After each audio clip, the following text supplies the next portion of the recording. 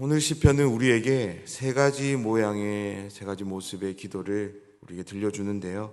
첫 번째 기도는 1절에서 7절로 절박한 가운데 하나님을 애타게 찾으며 부르짖는 간절한 기도입니다. 두 번째 기도는 8절에서 10절로 특별히 하나님이 어떠한 분이신지를 기억하며 고백으로 하나님께 올려드리는 기도이고요. 마지막 세 번째는 11절에서 17절로 적극적으로 자신의 어려움 가운데 하나님께서 반드시 도움을 주실 것에 대한 확신을 가지고 하나님께 드리는 기도입니다. 오늘 이 새벽 시간에 이 세 가지 모습의 기도를 시편 86편을 통해 함께 묵상하며 우리의 기도가 하나님 앞에서 어떠해야 되는지를 함께 상고하고, 혹 어려운 가운데 계신 분들이 있다면 이 시편을 통해서 하나님의 도움을 경험했던 그 은혜가 위로로 함께하는 시간이 되기를 소원합니다. 우리의 일상에서 드려지길 원하는 첫 번째 기도는 우리의 처해진 상황을 진솔하게 하나님께 아뢰며 도움을 구하는 그런 간절한 기도입니다. 1절 말씀입니다. 여호와여, 나는 가난하고 궁핍하오니 주의 귀를 기울여 내게 응답하소서. 아멘. 다윗이 정확하게 어떤 상황에 놓였는지 알 수 없지만 다윗은 지금 자신의 상황을 있는 그대로 솔직하게 하나님께 아뢰입니다. 자신이 가난하게 되었고 궁핍하오니 하나님께서 자신의 이 상황과 처지에서 드려지는 이 기도에 귀를 기울여 달라고, 자신에게 응답해 달라고 기도하고 있습니다. 사랑하는 여러분, 어떤 어려움 가운데 처한 상황을 솔직하게 하나님께 아뢰어 드리는 이 기도가 여러분 어떠신가요? 쉬워 보이시는가요?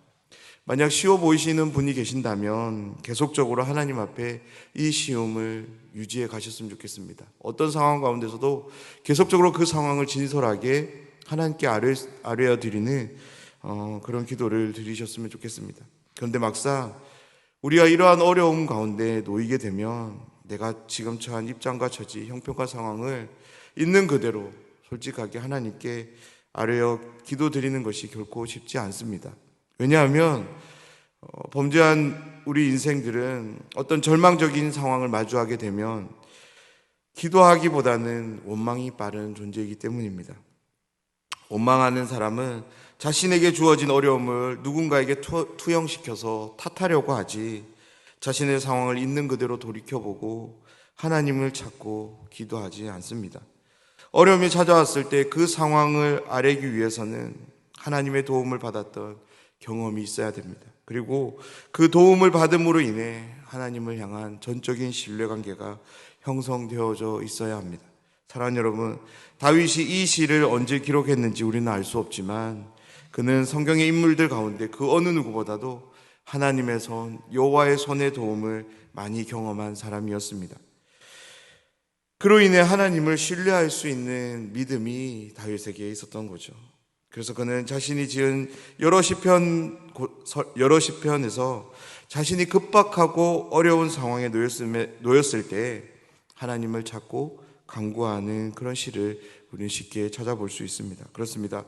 절박한 상황 속에서 진솔하게 자신의 상황을 하나님께 아뢰며 기도했던 다윗처럼 큰 어려움을 우리가 마주했을 때 그 어려움 가운데 함몰되어 허덕이며 누군가를 탓하고 원망하며 현실을 부정하며 슬픔에 잠기는 그런 삶이 아니라 주어진 상황을 진솔하게 아뢰며 하나님께 은혜를 구하는 그런 기도하는 삶을 원한다면 먼저 지난날 우리에게 허락하신 하나님의 도움을 떠올리시기를 부탁드립니다. 그 도움을 붙잡고 하나님께 신뢰로 나아가십시오. 그러면 어려움으로 인한 원망이 아닌 기도로, 누군가를 탓하는 것이 아닌 하나님을 의지함으로 기도로 나아가게 될 줄 믿습니다. 우리의 일상에서의 두 번째 기도는 하나님이 어떠한 분이신지를 기억하는 기도입니다. 여러분의 기도에서 하나님은 어떤 분이십니까? 오늘 시인은 8절에서 10절까지 하나님이 어떠한 분이신지에 대한 다양한 고백들을 우리에게 들려줍니다. 8절에서 9절에 소개되는 하나님의 모습들을 정리해보면 다윗이 우리에게 들려주는 하나님은 다른 신과는 비교할 수 없는 하나님입니다. 비교가 불가능한 탁월하신 하나님이신데요, 어떤 면에서 그러냐면 존재 자체만으로도 비교할 수 없는 분입니다.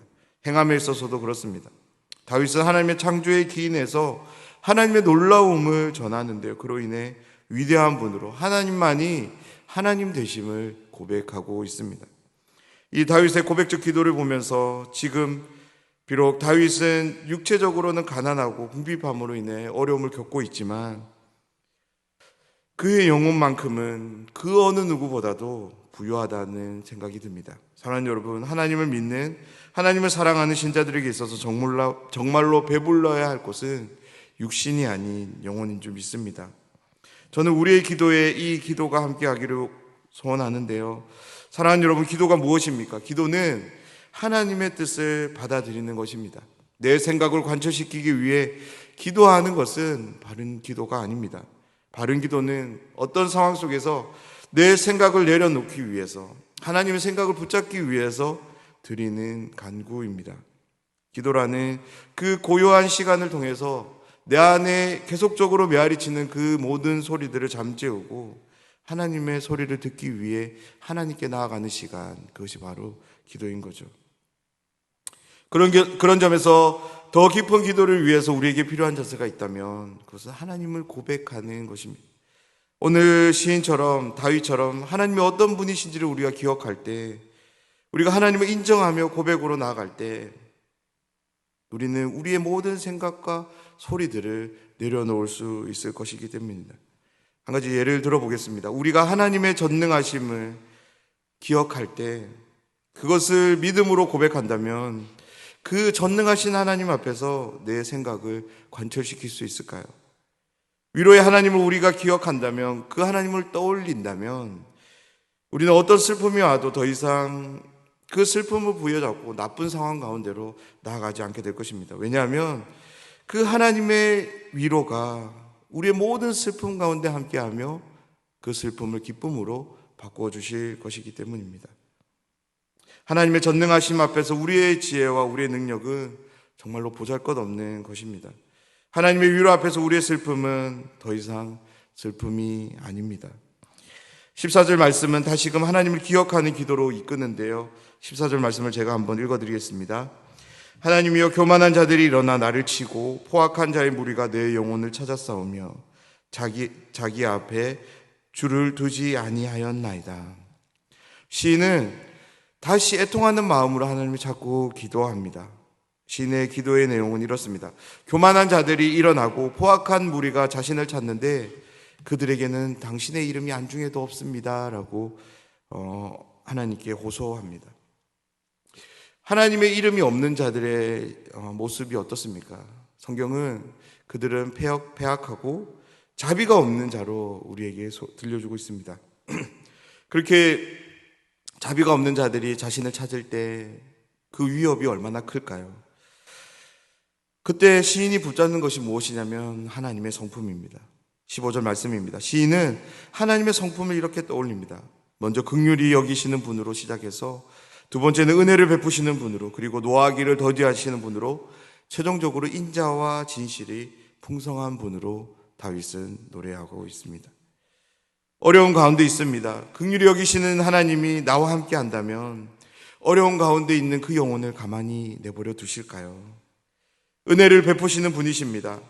어떤 죄를 지었다 할지라도 노하기를 더디하시는 분이시라면 그 죄인에 대해서 하나님은 어떠한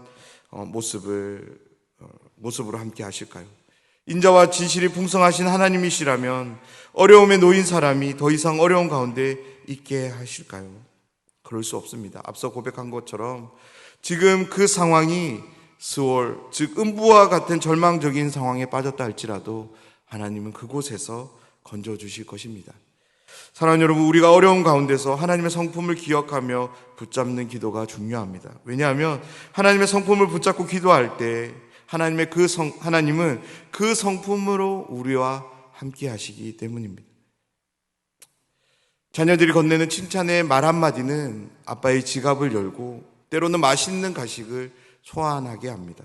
그리고 혼이 나야 하는 상황도 무마시키는 그러한 힘이 있습니다. 그렇습니다. 우리가 믿고 사랑하는 하나님은 사랑하는 자녀들의 인정에, 찾아줌에, 그리고 찬양에 목말라 하는 분이심을 믿습니다.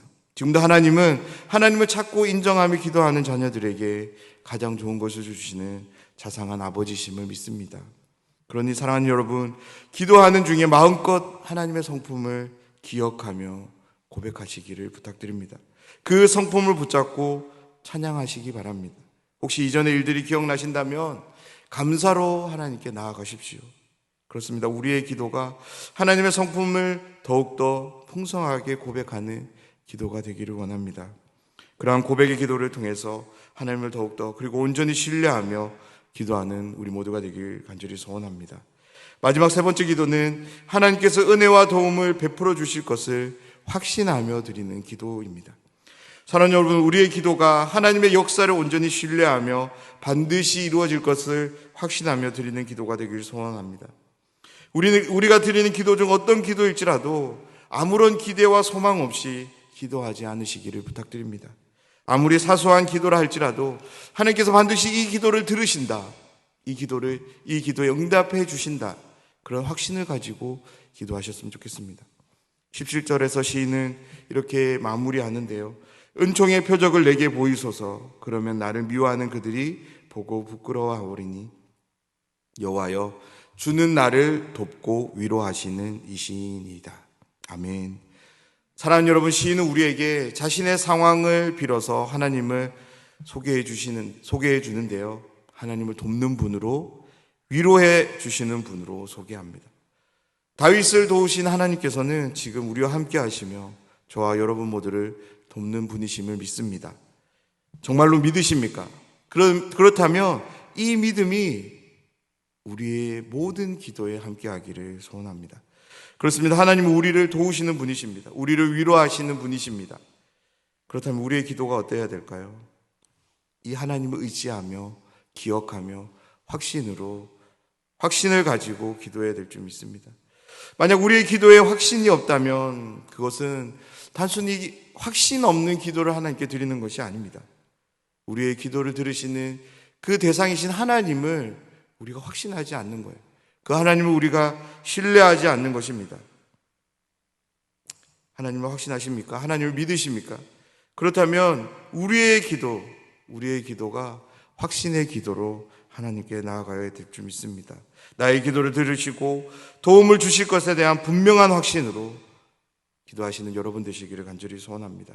시편 86편은 다윗이 자신이 처한 어려운 가운데서 하나님을 찾아 자신의 상황을 아뢰며 하나님의 성품을 붙잡고 자신의 어려움 가운데 반드시 도우실 하나님을 확신하며 드리는 노래입니다. 오늘을 시작으로 우리의 기도가 다윗처럼 기도하는 우리 모두가 되었으면 좋겠습니다. 어떤 어려움이 우리에게 주어졌을 때 그 입장과 처지를 진솔하게 하나님께 나아가 아뢰일 수 있으면 좋겠습니다. 그리고 하나님의 성품을 믿음으로 부여잡고 고백할 수 있으면 좋겠습니다. 그리고 마지막으로 어떤 기도일지라도 하나님께서 반드시 들으신다, 그리고 반드시 도와주신다는 그 확신을 가지고 하나님께 기도하는 우리 모두가 되길 주님의 이름으로 축원합니다.